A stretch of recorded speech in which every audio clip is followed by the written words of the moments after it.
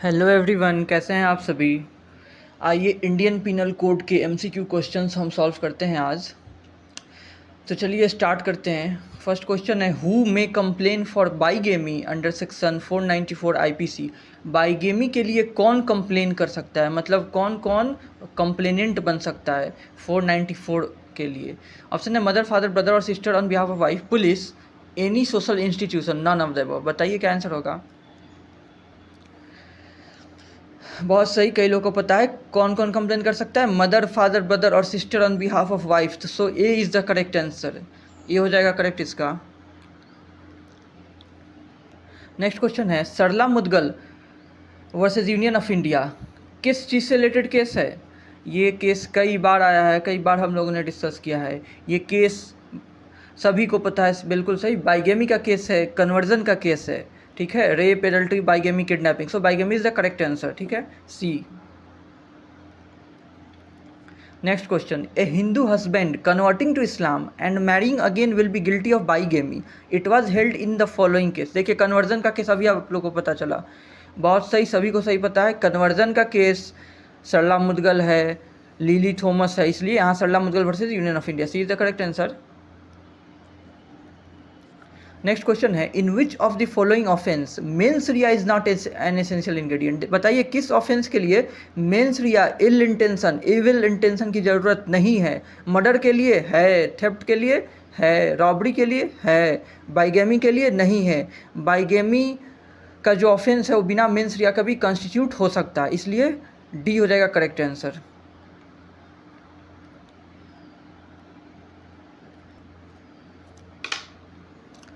Next question है, in Joseph Shine versus Union of India, Supreme Court of India declared which section of Indian penal Code ultra vires. मतलब किस section को unconstitutional declare कर दिया गया था supreme court द्वारा, किस केस में, Joseph Shine versus Union of India. बिल्कुल सही, सभी को सही आंसर पता है इसका, एडल्ट्री को। और एडल्ट्री का सेक्शन कौन सा हो गया, 497। So D is the correct answer. Next question, in which of the following cases Supreme Court has remarked that husband is not the master of his wife। बताइए किस केस में सुप्रीम कोर्ट ने ये remark दिया था, husband is not the master of his wife। देखिए ये भी उसी केस में कहा गया था जिस केस में एडल्ट्री को अनकॉन्स्टिट्यूशनल डिक्लेयर किया गया था, मतलब कि Joseph Shine versus Union of India. बहुत इंपॉर्टेंट है, आप याद कर लीजिए, Joseph Shine versus Union of India में ये रिमार्क दिया गया था। तो ए हो जाएगा करेक्ट आंसर। नेक्स्ट क्वेश्चन हो गया, a man by deceit caused a women not lawfully married to him to believe that she is lawfully married to him and to cohabit with him in that behalf is dealt under section dash of the Indian penal code. बताइए इसका कौन सा answer हो जाएगा। ये उस section का एकदम से कंटेंट को छाप दिया है इस क्वेश्चन में। बिल्कुल सही, 493 हो जाएगा, सेक्शन 493। डिसीटफुल मीन्स का यूज़ करके अगर कोई पर्सन है जो एक ऐसी महिला से कोहैबिट करता है जो कि उसकी पत्नी नहीं है और उसको बिलीव करवाता है कि वो उसकी पत्नी है, तो किस सेक्शन में ऑफेंस हो जाएगा, 493। Okay, D is the correct answer. Next question हो गया, chapter 20 of IPC deals with. Chapter 20 किस चीज़ से डील करता है, मैरिज से related, offence related to marriage. A हो जाएगा करेक्ट आंसर। नेक्स्ट क्वेश्चन हो गया, a man commits adultery if he has sexual intercourse with according to the Indian penal Code. देखिए एडल्ट्री को अनकॉन्स्टिट्यूशनल डिक्लेयर कर दिया गया, बट फिर भी एडल्ट्री के क्राइम के अकॉर्डिंग कब कमिट होती है एडल्ट्री, जब कोई मैन सेक्सुअल इंटरकोर्स करता है किससे, किसी अनमैरिड वीमेन से नहीं, किसी मैरिड वीमेन से। किस तरह के मैरिड वीमेन से, any women except his wife, married women without the consent of her husband. चलिए इसका करेक्ट आंसर बताइए, बहुत सही, कई लोगों ने बता दिया, D is the correct answer. किसी दूसरे मैरिड वीमेन से सेक्सुअल इंटरकोर्स करता है without the consent of her husband, बिना उसके हस्बैंड के कंसेंट से, तब एडल्ट्री का क्राइम कॉन्स्टिट्यूट होता है, यानी D is the correct answer.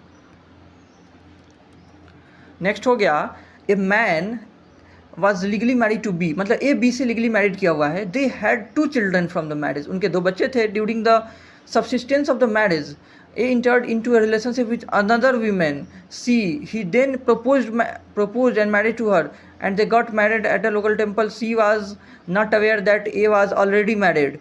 Which of the offenses has been committed? देखिए C को पता नहीं था कि एक पहले से शादी हो चुका है, तो कौन सा ऑफेंस कंस्टिट्यूट हुआ है? ए has committed the offence of bigamy constitute हुआ है, ए has committed the adultery constitute हुआ है, ए has committed the offence of bigamy and also the offense of concealing his previous marriage from C.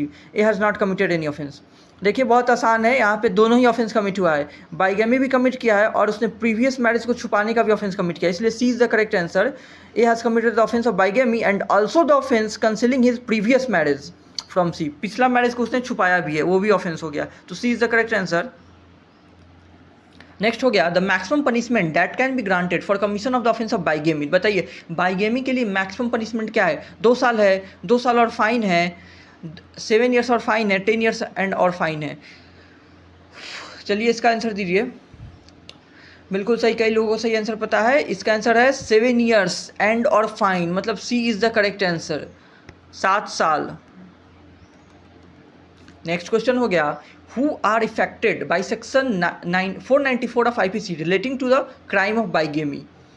बताइए कौन effect होते हैं? Only male Hindus, male and female Hindus, male Muslims, male of all religions. देखिए 494 किस पे apply होगा?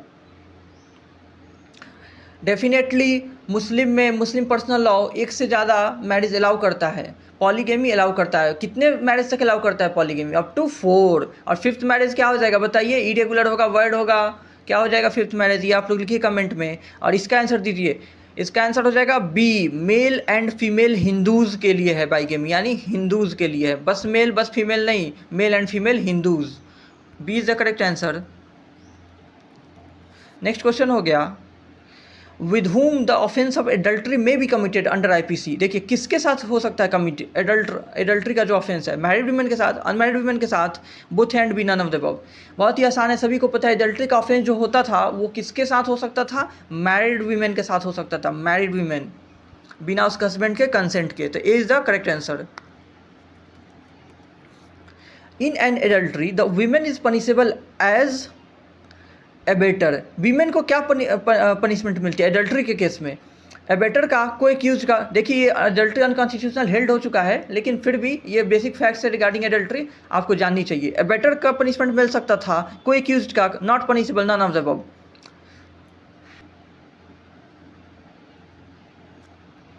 Very good. एडल्ट्री के crime के लिए वीमेन को पनिशमेंट नहीं मिलता था, नहीं मिल सकता था, तो women is not punishable. C is the correct answer. Next question हो गया an offence of bigamy punishable under section 494 IPC was committed by A in Patna. A ने बाइगेमी का ऑफेंस कमिट किया कहाँ पे? पटना में. The place where A resided which is first wife B was Gaya. लेकिन ए जहाँ पहले रहता था अपनी पहली वाइफ के साथ, वो जगह कौन सा है? गया है. And the place where his first wife took up a permanent residence after the commission of the offence is Bhagalpur. देखिए परमानेंट रेजिडेंस कहाँ हुआ, कहाँ ली, कौन कहाँ लिया? वाइफ ने. बाइगेमी के ऑफेंस के कमिट होने के बाद वाइफ ने परमानेंट रेजिडेंस भागलपुर ले लिया. द ऑफेंस में बी इंक्वायर्ड इनटू और tried into by court of computed jurisdiction act. अब ऑफेंस को कहाँ ट्राई किया जा सकता है? पटना में, भागलपुर में, गया में. देखिए इस तरह क्वेश्चंस का भी आंसर आने चाहिए. बताइए ट्रायल कहाँ चल सकता है? ट्रायल कहाँ चल सकता है? देखिए पटना, भागलपुर, गया कहीं भी चल सकता है, ऑल ऑफ द अबव. जहाँ कॉज ऑफ एक्शन राइज हुई है, जहाँ महिला रहने गई हुई है, जहाँ पहले वो लोग रहते थे, ऑल ऑफ द अबव.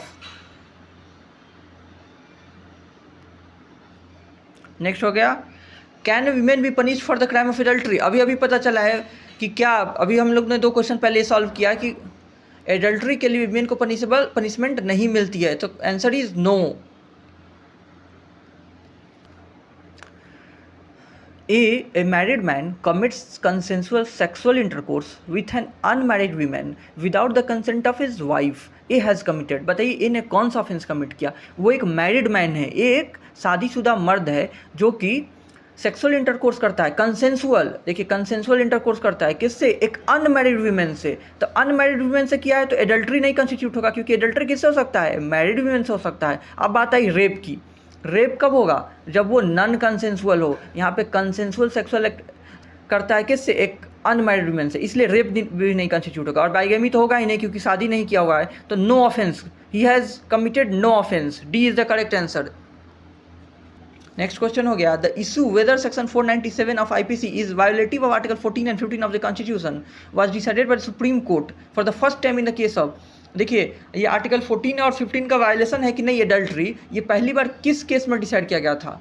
उस केस का नाम मैं बताता हूँ, Yusuf Abdul Aziz versus state of Bombay. A is the correct answer, Yusuf Abdul Aziz versus state of Bombay. Next question है, adultery is not an offence if the intercourse is made with the. Adultery offence नहीं होगा, जब कॉन्स्टिट्यूशनल था तब की बात की जाए तो एडल्ट्री ऑफेंस नहीं होता जब इंटरकोर्स कैसे किया जाए, with the consent of the parties, consent of the women, consent of the wife, consent of the husband. बताइए क्या होगा? देखिए इससे पहले के क्वेश्चंस के भी जो फैक्ट्स थे उसमें भी उससे भी पता चल जाता है कि इसका आंसर क्या होगा। बहुत ही आसान है, कई लोग सही जवाब दे रहे हैं, कंसेंट ऑफ द हस्बैंड होगा। देखिए कंसेंट ऑफ द पार्टीज तो ऑलरेडी होती है एडल्ट्री में, कंसेंट ऑफ द वीमेन होती है, कंसेंट ऑफ द वाइफ देखिए वो मटेरियल नहीं है, यहाँ पे है कि without the consent of the husband उस फीमेल के साथ सेक्सुअल इंटरकोर्स किया जाए किसी की वाइफ के साथ, तो वो एडल्ट्री कंस्टिट्यूट होता है, तो D is the correct answer.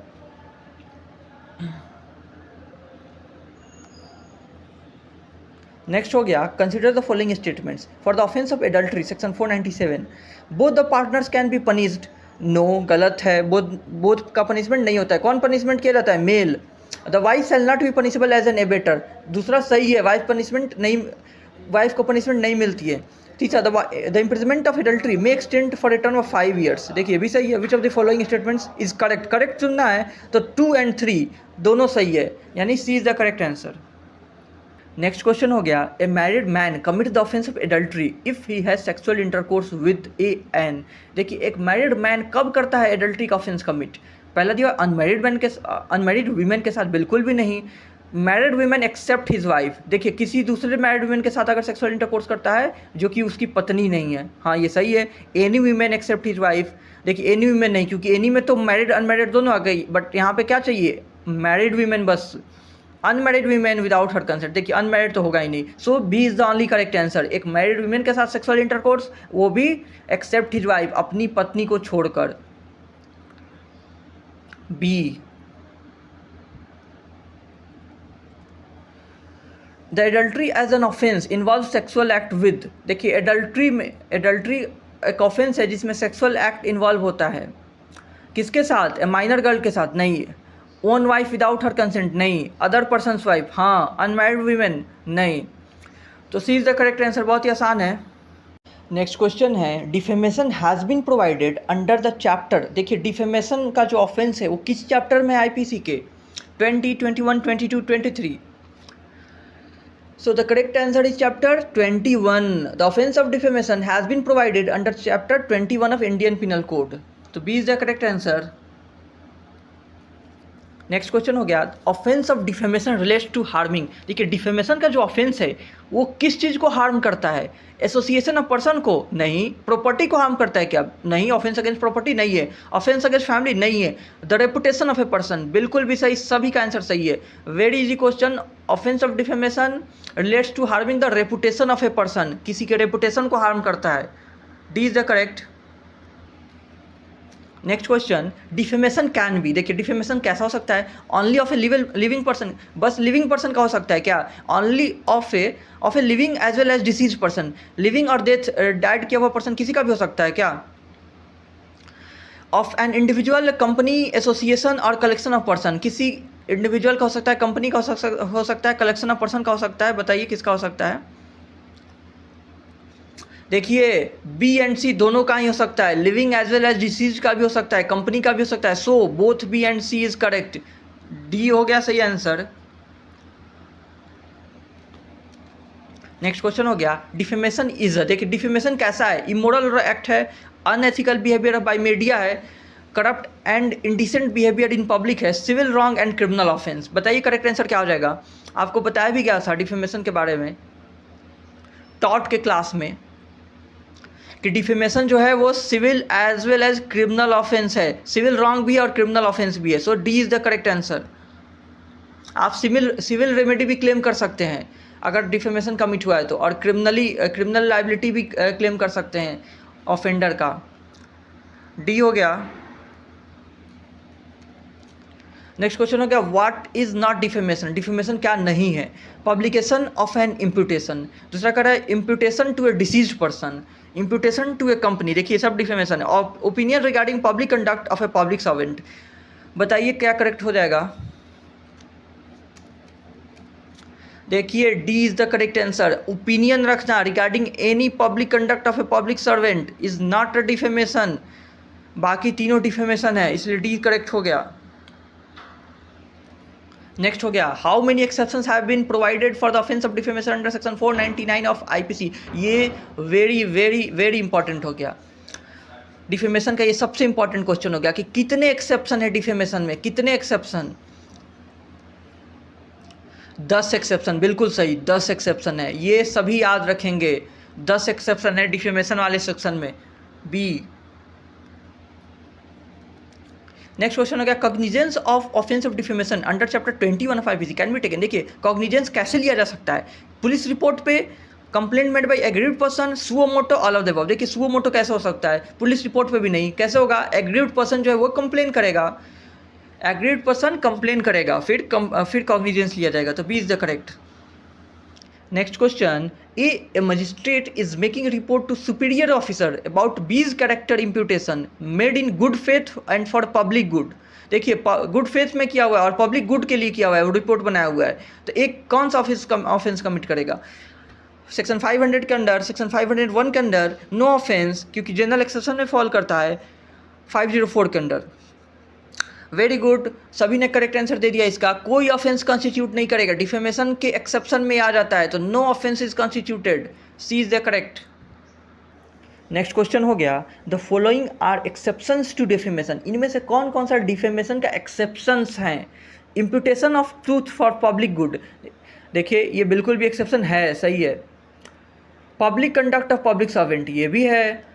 Literary criticism, ये भी है, यानी all of the above, all of these are the exceptions of defamation under section, कौन सा सेक्शन के अंडर, जल्दी लिखिए डिफेमेशन का सेक्शन। चलिए D is the correct answer. Next question which one is not an exception of defamation under section 499 of IPC. देखिए कौन सा एक्सेप्शन नहीं है। Public conduct of public servant है एक्सेप्शन। मैलिशियस स्टेटमेंट, देखिए मैलिशियस स्टेटमेंट कैसे हो जाएगा एक्सेप्शन, जो स्टेटमेंट मैलिशियसली मेड की गई है वो एक्सेप्शन नहीं हो सकता है। तीसरा है conduct of any person touching any public question, देखिए ये भी एक्सेप्शन है। पब्लिकेशन ऑफ रिपोर्ट्स और प्रोसीडिंग ऑफ ए कोर्ट, देखिए बी को छोड़ के सारे एक्सेप्शन हैं, तो कौन सा एक्सेप्शन नहीं है, malicious statement, statements which has been made मैलिशियसली is not an exception under section 499 of Indian penal code, so B is the correct answer. Which of the following is defamation, देखिए x says, x क्या बोलता है, Y is an honest man he never stall जेट्स watch intending to cause it to be believe that why did steel jets watch. देखिए ये defamation हो जाएगा, क्या हो जाएगा, इनडायरेक्ट वे में उसको क्या कर रहा है, उसको एक्यूज कर रहा है। X is asked who stole जेट्स watch, X points to Y, देखिए पॉइंट कर दे रहा है, ये भी हो गया। X draws a picture of Y running away with जेट्स वॉच, देखिए ये भी हो गया, पिक्चर बना के उसको दिखा रहा है चोरी किया हुआ है। All of these above constituted the offence of defamation, D हो जाएगा correct.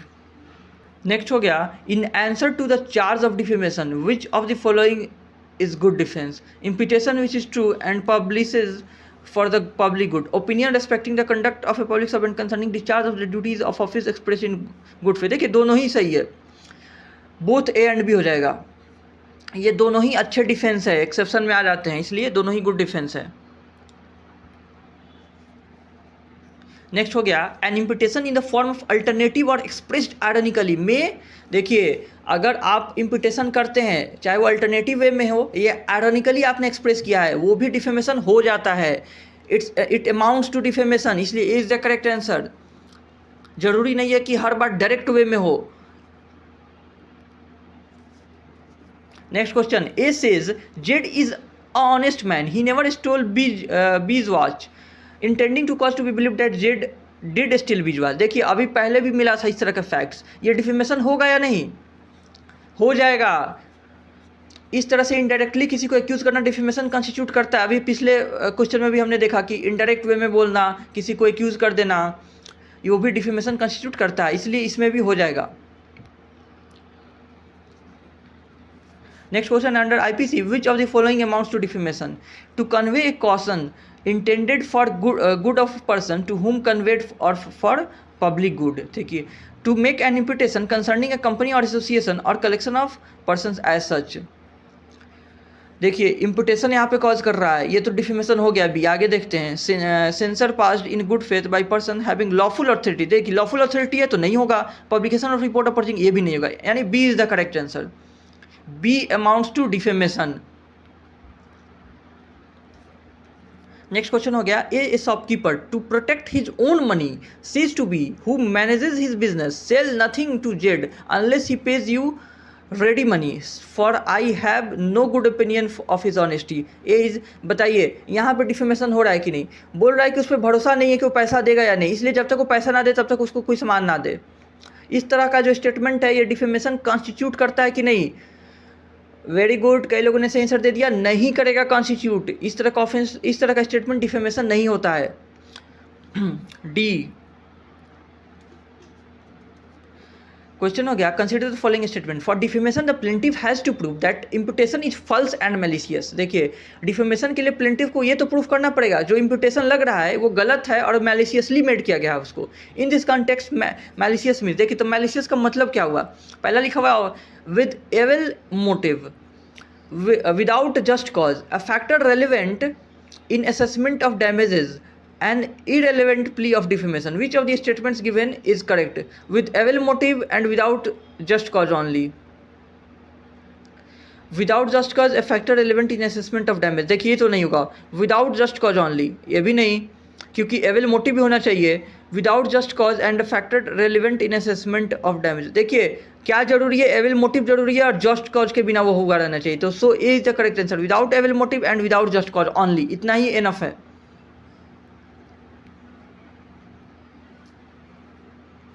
The Supreme Court upheld the constitutional validity of the offence of defamation under section 499 of IPC in the case of, ये case आप लोग को लिखाया गया था class में, किस केस में कॉन्स्टिट्यूशनल वैलिडिटी अपहेल्ड की गई थी डिफेमेशन की? The case name is Subramanian Swamy versus Union of India. A is the correct answer, Subramanian Swamy versus Union of India, A.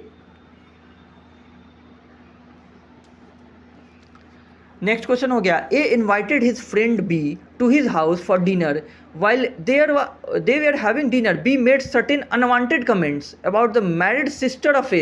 Frustrated, A started abusing B and also stated that he is a womanizer and a cheat and has misappropriated huge funds of his employer. B sued A for defamation। बताइए अब क्या होगा इसका? A is liable as he made derogatory statement, A is liable as he did not act as a good friend, A is not liable as he has not communicated this statement to anybody except B, A is not liable as he has made defamatory statements on being provoked by B himself. बताइए क्या हो जाएगा सही answer? देखिए ए नहीं होगा liable, क्योंकि he has not communicated this statements to anybody except B. B के अलावा किसी और को कम्युनिकेशन हुआ ही नहीं, फिर डिफेमेशन कैसे हो गया? तो not liable. Next question, a young man waves a currency note of ₹1000 in front of a woman as if he offers the money for an indecent favor from the women। अच्छा, he may be criminally booked under। देखिए एक currency note 1000 रुपये का ऐसे wave करता है एक women के सामने, किस तरीके से? जैसे कि कोई फेवर मांग रहा हो। किस तरह का फेवर? Indecent favour. तो बताइए उसको किस सेक्शन के अंडर बुक किया जाएगा? वेरी गुड, कुछ लोगों को पता है, ये सेक्शन 509 के अंदर ऑफेंस कॉन्स्टिट्यूट करेगा। देखिए सेक्शन 509 और 510 याद रखिएगा, लास्ट ईयर पूछा हुआ था। 509 और 510, 511 सभी को पता है। 509 and 510 is also very important. तो सेक्शन 509 इसका आंसर हो जाएगा। नेक्स्ट क्वेश्चन हो गया, intentional insult with intent to provoke breach of the peace is punishable under. बताइए ये किस सेक्शन के अंडर पनिशमेंट है? बहुत बढ़िया, 504 के अंदर सेक्शन 504 में यही लिखा हुआ है कि intentional insult with intent to provoke breach of peace. तो डी हो जाएगा करेक्ट आंसर। नेक्स्ट क्वेश्चन हो गया, A places man with firearms at the outlets of a building and tells Z, Z को बोलता है क्या, they will fire at Z if Z attempts to leave of the building. देखिए अगर बोलता है कि तुम बिल्डिंग से बाहर निकले तो तुम पे ये लोग गोली चला देंगे। What offence has A committed, A ने कौन सा ऑफेंस कमिट किया है? Wrongful confinement, wrongful restraint, criminal intimidation, 1 and 3 both. चलिए जवाब दीजिए। बहुत बढ़िया, कई लोगों ने सही आंसर दिया। देखिए रॉन्गफुल कन्फाइनमेंट तो हो गया क्योंकि उसने उसको बिल्डिंग में कन्फाइन कर दिया, क्योंकि बोला बाहर निकलोगे तो गोली मार दी जाएगी। अब रॉन्गफुल रेस्ट्रेंट तो नहीं हुआ, कन्फाइनमेंट ऑलरेडी हो चुका है। देखिए क्रिमिनल इंटिमिडेशन भी हो जाएगा क्योंकि उसने धमकी दिया हुआ है कि तुम निकलोगे तो तुम्हें शूट कर दिया जाएगा, तो ये इंटिमिडेट भी कर दिया गया। तो रॉन्गफुल कन्फाइनमेंट भी हो गया, इंटिमिडेशन भी हो गया, इसलिए D is the correct answer, 1 and 3 both. Next question हो गया, what is the maximum period of punishment which can be imposed on a person who is in a state of intoxication enters in any public place and causes annoyance to the other person। अच्छा सबसे पहले आप इसका section लिख दीजिए, इसका section लिखिए, ये किस सेक्शन में पनिशेबल है, और फिर बताइए कितना पनिशमेंट इम्पोज हो सकता है। बहुत बढ़िया, 24 घंटा का हो सकता है, मैक्सिमम 24 आवर्स का पनिशमेंट इम्पोज किया जा सकता है। A is the correct answer. Next हो गया, ए threatens B to injure the reputation of C, a deceased in whom B is interested। A has committed, बताइए A ने कौन सा ऑफेंस कमिट किया है? No offence, defamation, criminal intimidation, both B and C। देखिए threaten कर रहा है, धमकी दे रहा है, तो कौन सा ऑफेंस कॉन्स्टिट्यूट हो जाएगा? इंटिमिडेट करने के लिए इंटिमिडेशन का, तो criminal intimidation, C is the correct answer. Next हो गया, which one of the following provisions of Indian penal code punishes to misconduct in public by drunken person. देखिए यही मैं बोल रहा था, 510, ये भी इंपॉर्टेंट है। ड्रंकन पर्सन द्वारा मिसकंडक्ट किया जाना किस सेक्शन में पनिशेबल है? सेक्शन 510 में, बिल्कुल सही। आप लोग याद कर लीजिए जिनको भी नहीं याद है, 510। नेक्स्ट क्वेश्चन हो गया, misconduct in public by a drunken person is, देखिए इसको क्या कहेंगे? अगर कोई ड्रंकन पर्सन मिसकंडक्ट करता है पब्लिक प्लेस पे, तो इसको एनोयंस कहते हैं, annoyance. B is the correct answer, annoyance. Next question है, an offence of criminal intimidation involves. Criminal intimidation का जो ऑफेंस है उसमें क्या होता है? उसमें असल्ट होता है, बैटरी होता है, एफ्रे होता है, थ्रेट होता है। देखिए जाहिर सी बात है, इंटिमिडेशन में मैंने बहुत बार बोल दिया, धमकी दिए जाते हैं, इंटिमिडेट किए जाते हैं, so D is the correct answer, threat होता है। नेक्स्ट क्वेश्चन हो गया, Mrs R lodges a first information report, मतलब FIR at police station with assertion that mister X by sending her vulgar message either by forwarding emails or through short messaging service, मतलब SMS, intrudes upon her privacy. For what offense the case may be registered against Mr. X? बताइए आप, इन्होंने complain किया है कि वो vulgar messages भेजता है ईमेल के थ्रू या SMS के थ्रू, तो कौन सा ऑफेंस के लिए उसको रजिस्टर किया जा सकता है, केस रजिस्टर किया जा सकता है? इसका आंसर हो जाएगा ए, सेक्शन 509 ऑफ IPC के सेक्शन 509 में भी, और section 66 capital of IT act के अंदर भी, और 509 ऑफ IPC के लिए भी, तो इसका ए आंसर हो जाएगा। नेक्स्ट क्वेश्चन हो गया, criminal intimidation by anonymous communication or having taken precaution to conceal whence the threat comes is dealt under. देखिए एनोनिमस हो जाएगा तो कौन सा सेक्शन? याद कर लीजिए, section 507, B is the correct answer, 507। Next question हो गया, false statement, rumour ETC circulated with the intent to cause mutiny or offence against the public peace is dealt under, किस सेक्शन में है? बहुत सही, सेक्शन 505 में दिया हुआ है, section 505, A is the correct answer. A for the purpose of inducing B to desist from prosecution as civil suit threatens to burn B's house. देखिए थ्रेटन कर दिया, आपका ध्यान सबसे पहले कहाँ चले जाना चाहिए? जहाँ भी थ्रेटन आ जाए, इंटिमिडेशन पे। व्हाट ऑफेंस कॉन्स्टिट्यूटेड या कमिटेड? बिल्कुल सही, सभी का सही जवाब है criminal intimidation, D is the correct answer.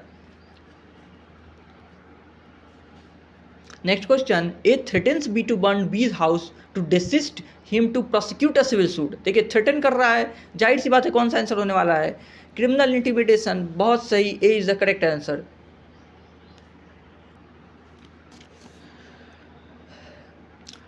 तो चलिए आज के लिए इतना ही रहने देते हैं।